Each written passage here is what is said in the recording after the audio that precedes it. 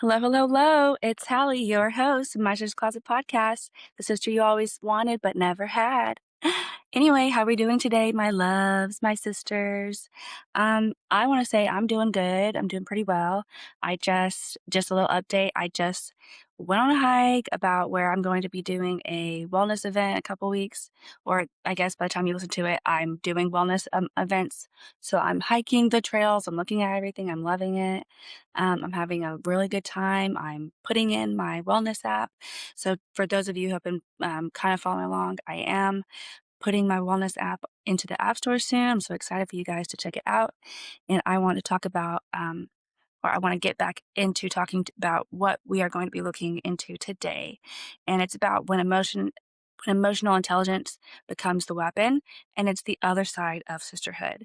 And so the thing about it is that this is the what is sisterhood not part of the podcast that I want to kind of talk about when people are in friendships, when girls are in friendships, when men are in their own friendships, and people have different um, conflict styles, they have different argument styles and resolution styles too. And a lot of the times when you can't play ball with your friends, there can be issues and conflicts in the relationship that can't get resolved. And so I want to dive into that. Um, I would even say that personally, I've lost a friendship because someone used the right words to do the right thing, right? And after a long time, I thought I was the problem. Um, and so, kind of talking about what that looks like is that people may say, so like when they're using deflection techniques or when they're using your tone against you, or when they're saying that you are delivering it wrong, like delivering your issues wrong, that they're kind of using the therapist terms against you and may not be on purpose. It's as a guard sometimes. And so examples that you may experience are people saying, I won't engage with that tone. What that does is that shuts people down. It shuts the friend down from trying to be heard. Okay. If you're going to keep using that tone, we're not going to have this conversation. That's a complete pause. Done. You're not going any further at that moment.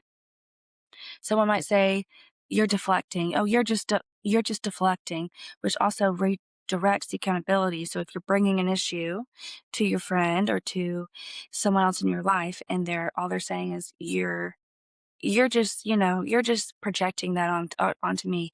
That's them denying accountability as well. Therapy language can act as an armor instead of a bridge at times if it's not used in manners to actually benefit, um, if it's not used in ways to benefit the argument or the disagreement or to explain why this may be going on. If it's just in ways to stop people from having an issue with you, it's not going to be beneficial. So maybe an example is, think about the last time you tried to bring something up with somebody, and instead of addressing it or addressing what you said they addressed how you said it instead. So I'm having an issue, and all they said was, well, I don't like how you said that. Suddenly, all you're defending is your delivery instead of actually being heard, and the original issue that you wanted to bring forward is gone. Um, so at that point, excuse me, at that point, you're kind of at a standstill. And by that point, they've paused the issue. They've paused it and said, at this point, we're not going forward. I don't like how that was brought, so we're going to stop. And that is something that I think in sisterhood is prevalent. I think a lot of the times we don't like how we say, well, like, you could have said that better. You could have said that way nicer, and I would have accepted it way better. But some people don't know how to say it better. Some people aren't eloquent in that way. That is not helping them by just saying, we're just going to have a stalemate now because of how you said it, because you were upset. So I did pull one Reddit thing, and I just wanted to kind of like paraphrase it. But there was a post on Reddit where someone tried to confront their friend about feeling left out. The friend responded with, I can't have this conversation while you're being this emotional and you're projecting on me. So the original poster spent the whole thread asking if they were the problem. So the friend never once addressed the actual issue, and the comments were split in half. So half of the friends said that the friend was gaslighting the original poster, and half of the poster said that they needed to regulate themselves before bringing it to them. So it was a split reaction, right? So obviously, if it's going to be split down the middle on things like that, there are going to be people who see it both ways. Someone should have said they should have accepted what you said better, and other people are saying you should have said it better. You shouldn't have been so emotional. You should have stepped back and taken a time to reflect. Now, in my opinion, do I think that that is a good way to do it, to step back and think about it and reflect on what you want to say? Sure. Is that always what happens? No. Do you deserve to be ignored and like flatlined at that point? No, that is not what should be happening either. In friendships, there needs to be grace, grace for yourself and grace for others. Like I said, I have a saying, give grace to get grace, and things might just start changing on your end. So anyway, when we think about emotional intelligence and how sometimes it can be used against you, I think we need to go back to thinking about how it can be used to create things, okay? And so, real emotional intelligence, it creates safety, not a hierarchy on you have to do this, this, and this to be able to be heard. The difference between regulating yourself and managing the other person, yes, you need to regulate yourself. You need to be able to communicate with the people. But I also understand that a lot of the times, both parties can be struggling with something different, which makes it hard to communicate. So,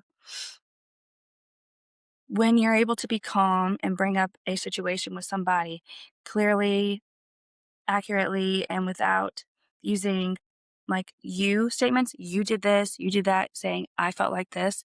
I need to talk about this to get this off of my chest. I was feeling a way of da da da. That leaves room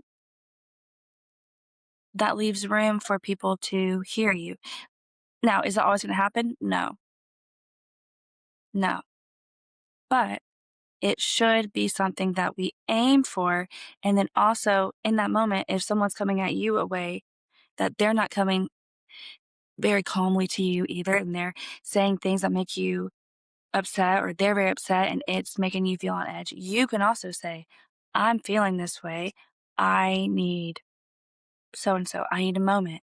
But there is a difference between saying, I need a moment to calm down before we can continue.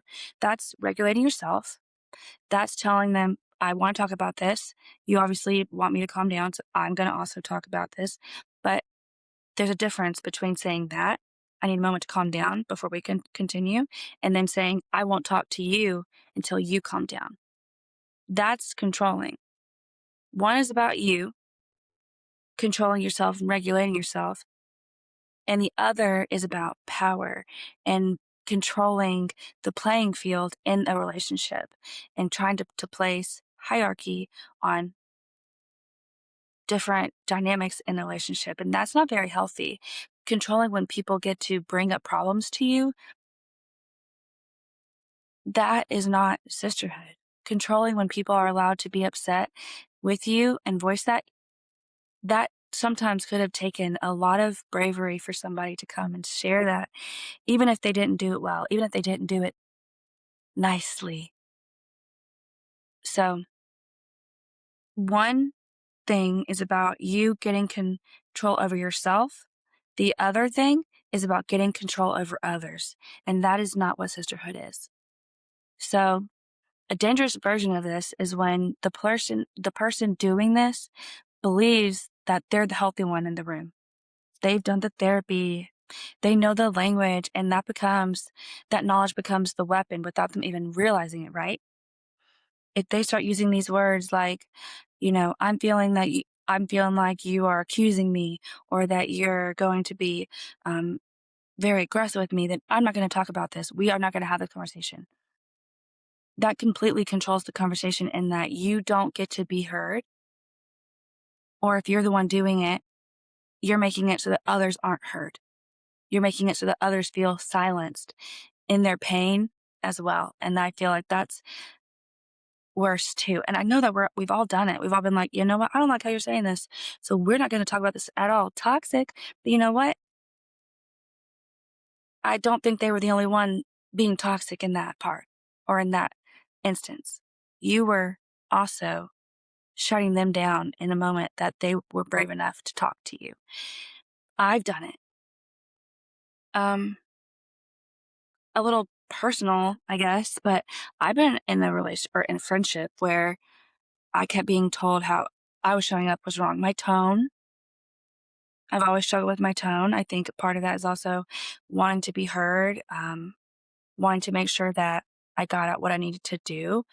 In order to not stutter, sometimes I have to make my voice lower, um, and it can come across aggressive, and it does not always go well. It hasn't gone well a lot because people don't want their tone, don't want my tone. They want it to be nicer and high pitched and so happy, but sometimes it just can't be. Um, my timing of when I brought it up, that was an issue. So it was never actually what I wanted to say that was the issue. It was how I said it. So it made me question a lot of the time my perception. It made me question things. It made me question if I was really the only one who was in the wrong, and that at that point that I needed to play it cool. I had to brush a lot of things off. And in brushing a lot of things off, you start to lose a little bit of yourself, right? When you even extend an olive branch and say, like, I can feel like someone is frustrated at me, and I know you are, but because of my tone now, I'm not gonna get no one's gonna reach out that olive branch to me. I've experienced that. I'm sure we've all experienced where we've been shut down, but also those people don't know how to handle it. Because when, on both sides, when you're in the middle of it, you start to wonder, like, maybe I am too much. Maybe I don't know how to communicate. Maybe the problem is me. And lately I have thought that. I've brought it back to me and been like, when I take stock or play back things in my life or in other situations that I've experienced, I'm thinking, yeah, I could have held out a little bit longer. I could have held the door open a little bit longer. I could have asked for another lunch. I could have asked for another dinner. I could have asked for another walk to talk things out, but I didn't. I just stopped. I stopped fighting to be heard. And you're not crazy, you know? I know it can feel really painful, but you're not crazy. You're not too much. You just had to stop and sit with your thoughts and wonder about all the pain and the confusion instead of an actual conversation. And I think that that's the opposite of sisterhood. Like when you are not calling out in pain or crying out in pain, it doesn't have to be that big dramatic thing. It could be something as simple as, hey, I didn't like, I didn't like that you were 10 minutes late today. And they say, you know what? I don't appreciate how you're telling me this. I don't appreciate how you're talking to me about this. And that slowly chips away at how many times you feel like you can bring up things and it actually be important. Like if it keeps being shut down, am I even important to these people? Am I not important enough to have the hard conversations and let it be hard in a hard way? So that's not what sisterhood is. It doesn't make you question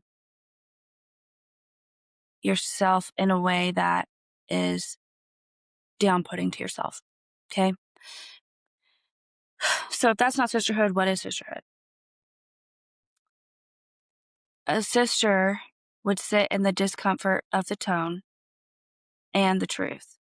I know people say, there's their truth, your truth, and then the whole truth. But you can stand to sit in the comfort of somebody's tone and their truth. Just because that's not what you feel doesn't mean that's not someone else's reality.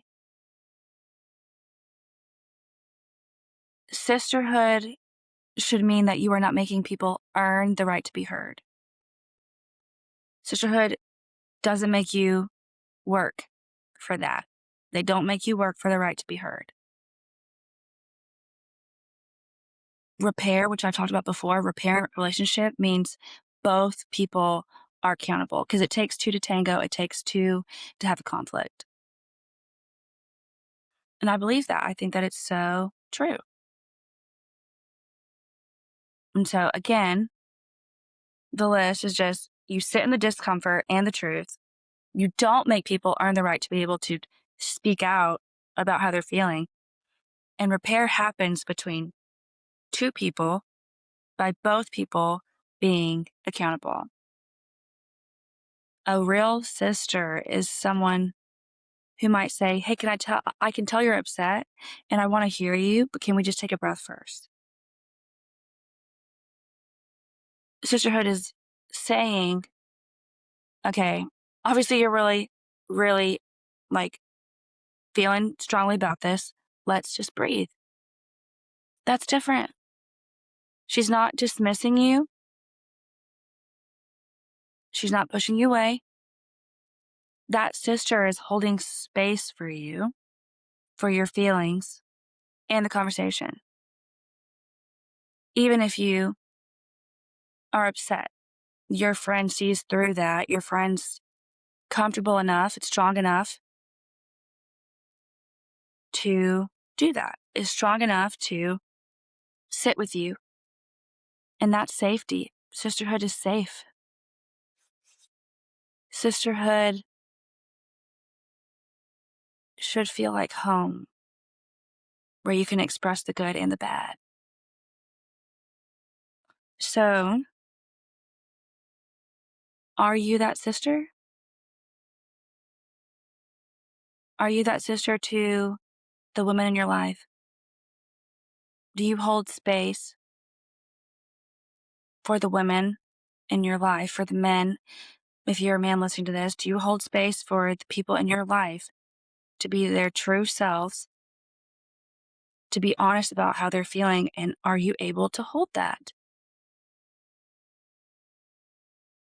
Sisterhood is not using growth language to avoid growing together. It takes guts to be a sister. You got to put in a lot of work. You got to do a lot of inner work to be able to handle this, to do life with somebody. And I want to get us there, guys, if we're not. And I haven't said this before, but if this episode makes you feel like there's something to learn, like there's something for us to grow from or grow to or aspire to, let me know. Share with a friend. Share with somebody who might need to know that they're not crazy after all. They're not the problem. It takes two people to heal a relationship. And both people have to learn to sit and hold space for each other. So anyway, guys, that is all that I want to talk about today. It felt good to talk about that. It felt good to kind of get that off my chest. What the Sisterhood is not series means to me is that I get to sit down with my own personal experiences and talk about them, look them through, look them over, and really digest them. And I hope that we're all kind of doing that over these next couple of weeks. I hope that we are all taking stock of the friendships that we have and what we're doing to do better in them. And I want to do workshops soon, maybe at the end of this year, where we dive into that. What sisterhood is and what sisterhood is not. So anyway, I love you, sisters. I hope that we all have a blessed week, and I cannot wait to talk to you again. Bye.